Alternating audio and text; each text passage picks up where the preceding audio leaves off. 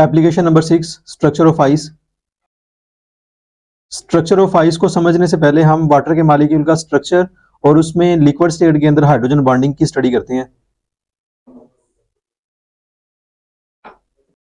The molecules of water have tetrahedral structure. Water के molecules का structure tetrahedral है। Tetrahedral structure में 4 corners होते हैं। वाटर मॉलिक्यूल के इस टेट्राहीड्रल स्ट्रक्चर के 2 कॉर्नर्स पे 2 हाइड्रोजन एटम्स होंगे,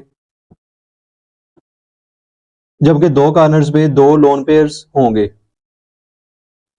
लिक्विड स्टेट में एक वाटर का सिंगल मॉलिक्यूल 4 वाटर के मॉलिक्यूल्स के साथ इंगेज होता है थ्रू हाइड्रोजन बॉन्डिंग और 4 हाइड्रोजन बॉन्ड बनेंगे। ऑक्सीजन के ऊपर 2 लोन पेयर्स होंगे और इसकी इलेक्ट्रॉन एक्टिविटी ज्यादा होने की वजह से पार्शियल नेगेटिव चार्ज होएगा और हाइड्रोजन पर पार्शियल पॉजिटिव चार्ज।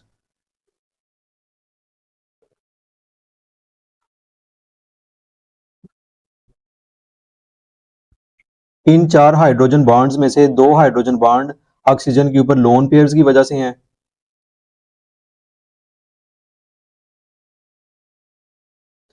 जबकि दूसरे 2 हाइड्रोजन बॉन्ड्स वाटर मॉलिक्यूल में हाइड्रोजन एटम्स की वजह से हैं। इस तरह वाटर का एक सिंगल मॉलिक्यूल 4 वाटर मॉलिक्यूल्स के साथ 4 हाइड्रोजन बॉन्ड बनाता है।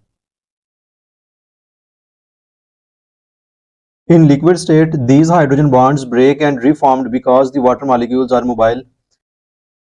लिक्विड स्टेट में चूंकि वाटर के मॉलिक्यूल्स हरकत करते रहते हैं, मूव करते रहते हैं, इसलिए ये हाइड्रोजन बॉन्ड्स बनते रहती हैं और टूटते रहते हैं।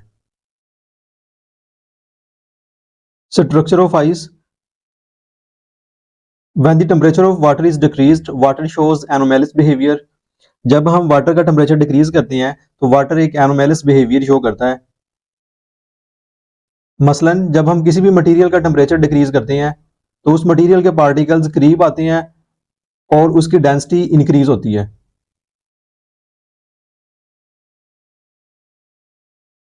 जबकि वाटर के केस में ये कुछ मुख्तलिफ है। जब वाटर का टेम्परेचर 10 डिग्री सी से 9, 8, 7, 4 डिग्री सी पे आएगा तो वाटर के मॉलिक्यूल्स की डेंसिटी मैक्सिमम होगी, और जब 4 डिग्री सी से 0 डिग्री सी पे जाएंगे टेम्परेचर डिक्रीज करते हुए, जहां पे आइस फॉर्मेशन होनी है तो डेंसिटी डिक्रीज करेगी। इसी तरीके से जब आइस से लिक्विड वाटर बनता है 0 डिग्री सी से 4 डिग्री सी, वाटर के मॉलिक्यूल्स की डेंसिटी इंक्रीज करती है और 4 डिग्री सी से ऑनवर्ड वाटर के मॉलिक्यूल्स की डेंसिटी डिक्रीज करेगी। यानी 4 डिग्री सी के ऊपर डेंसिटी मैक्सिमम है, जबकि उसके अलावा टेम्परेचर के ऊपर डेंसिटी डिफर कर जाती है वाटर के मॉलिक्यूल्स की। तो ये वाटर का एनोमेलस बिहेवियर है जो दूसरे मटेरियल्स में नजर नहीं आता। वाटर के ऐसे बिहेवियर की सबसे बेसिक वजह वाटर के मॉलिक्यूल्स के अंदर हाइड्रोजन बॉन्डिंग का डेवलप होना है। डेंसिटी का फार्मूला है D = m/v। जब लिक्विड वाटर से आइस बनती है तो आइस की डेंसिटी डिक्रीज कर जाती है। डेंसिटी डिक्रीज करेगी तो डेफिनेटली वॉल्यूम इंक्रीज करेगा। इस तरह लिक्विड वाटर के मुकाबले में आइस के अंदर 9% एक्स्ट्रा स्पेसिस क्रिएट हो जाएंगी। आइस की डेंसिटी का डिक्रीज करना और वॉल्यूम का इंक्रीज करना बेसिकली मॉलिक्यूल्स का एक रेगुलर तरीके से अरेंज होना है, और ये रेगुलरिटी पूरे स्ट्रक्चर के अंदर डेवलप होती है।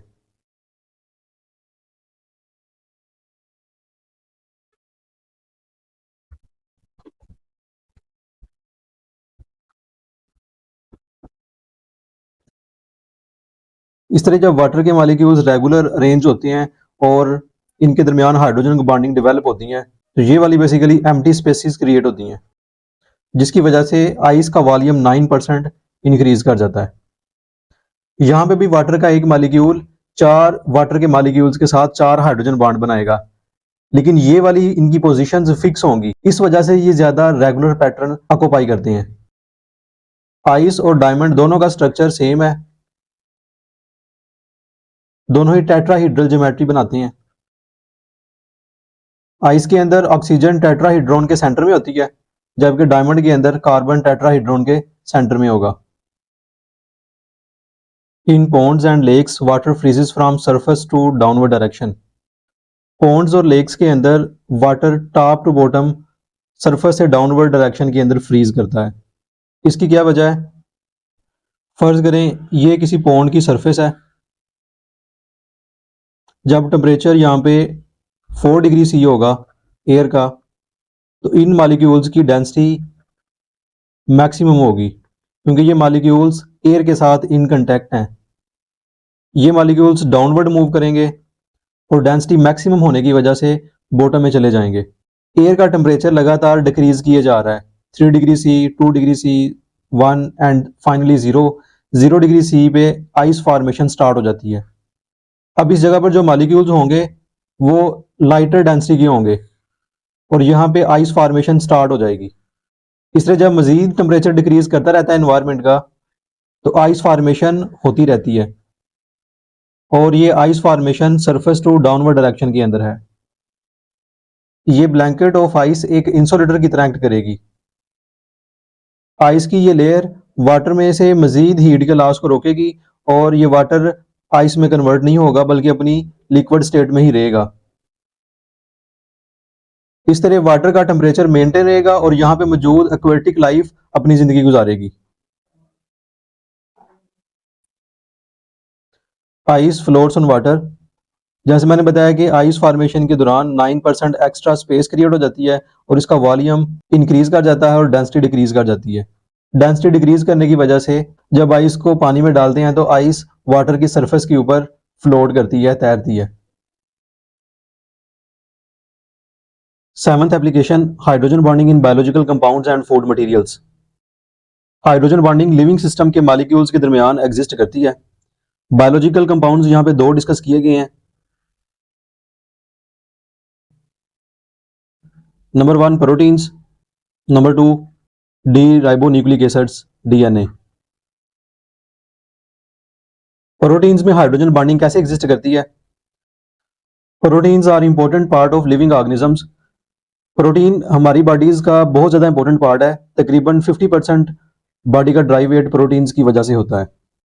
प्रोटीन्स अमाइनो एसिड्स के मिलने से बनते हैं और हमारी बॉडी के अंदर fibres like hair, silk, muscle fibres, ये अमाइनो एसिड्स की लॉन्ग चेन्स पर मुश्तमिल होते हैं। प्रोटीन्स के स्ट्रक्चर्स को समझने के लिए इसके 4 स्ट्रक्चर्स का समझना जरूरी है, जिन्हें हम primary, secondary, tertiary and quaternary structures कहते हैं। प्रोटीन्स का प्राइमरी स्ट्रक्चर ये बताता है कि अमाइनो एसिड्स किस तादाद में और किस सीक्वेंस के साथ आपस में अरेंज होती हैं। अमाइनो एसिड का बेसिक फार्मूला है, यहाँ पे आर अल्काइल ग्रुप है, COOH, NH2 amino group.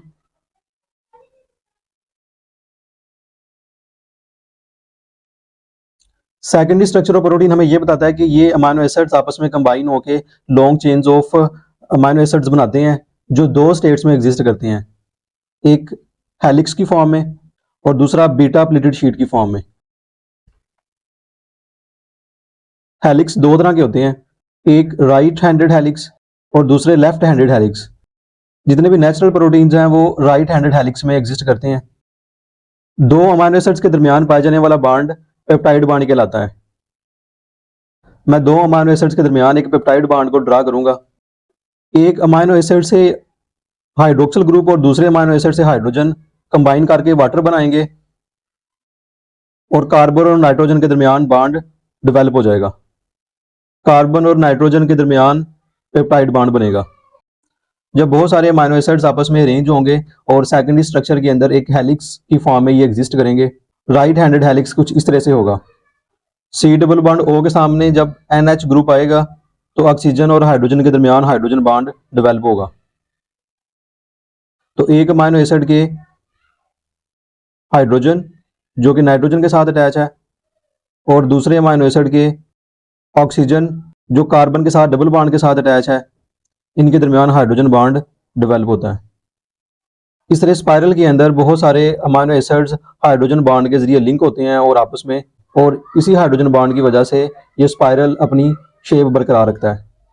X ray analysis ये शो करता है कि इस हेलिक्स के हर टर्न के अंदर एवरेज 27 अमाइनो एसिड्स पाए जाते हैं। Number 2 deoxyribo nucleic acids.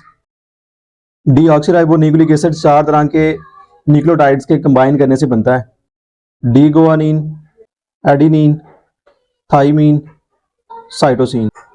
इन न्यूक्लियोटाइड्स के कंबाइन करने से 2 पॉलीन्यूक्लियोटाइड्स स्ट्रैंड्स बनेंगे जो कि एक डबल हेलिक्स स्ट्रक्चर बनाएंगे डीएनए का। इस डबल हेलिक्स में एडेनिन थाइमिन के साथ डबल हाइड्रोजन बॉन्ड बनता है, जबकि गुआनिन और साइटोसिन के दरमियान ट्रिपल हाइड्रोजन बॉन्ड बनता है। इस तरह डबल हेलिक्स का स्ट्रक्चर डबल और ट्रिपल बॉन्ड की वजह से अपनी स्टेबिलिटी मेंटेन रखता है। इस डबल हेलिक्स का डायमीटर 18 टू 20 एंगस्ट्रम है। Number 3, food materials. Food materials जैसे कार्बोहाइड्रेट्स इनमें इंक्लूड हैं ग्लूकोज, सक्रोज, फ्रक्टोज। इनके अंदर हाइड्रोक्सिल ग्रुप मौजूद होते हैं, तो इन हाइड्रोक्सिल ग्रुप्स की वजह से इनमें हाइड्रोजन बॉन्ड एग्जिस्ट करते हैं। हाइड्रोजन बॉन्ड्स होने की वजह से ग्लूकोज के मॉलिक्यूल्स कंबाइन करते हैं और लॉन्ग चेन कार्बोहाइड्रेट्स या पॉलीसैकेराइड्स बनाते हैं।